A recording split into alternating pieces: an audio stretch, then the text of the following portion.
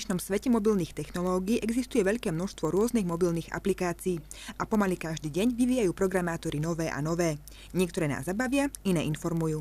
Mesto Martin už v novembri 2014 zaviedlo 2 aplikácie, ktoré uľahčujú život Martinčanom a návštevníkom nášho mesta. Prvou aplikáciou je aplikácia mMartin, ktorá je ako keby prenosnou webovou stránkou mesta Martin v mobile v online aj offline verzii.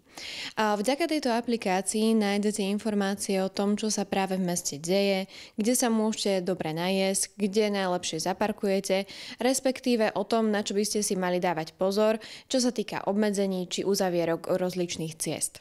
Aplikácie však neposúvajú informácie len smerom z mestského úradu k občanom, ale aj naopak. Niektoré z nich slúžia na to, aby mohli ľudia kompetentných upozorniť na nedostatky, ktoré je treba odstrániť.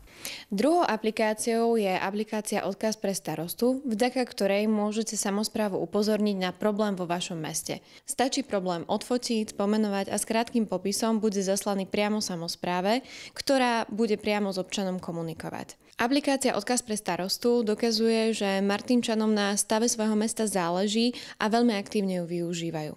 Odkaz pre starostu má stiahnutí 5000, je to však aplikácia, ktorá funguje po celom Slovensku. Rovnako ako aplikácia Stafino, ktorú si doteraz stiahlo 10 000 ľudí. Mesto Martin momentálne eviduje do 500 stiahnutí aplikácie mMartin.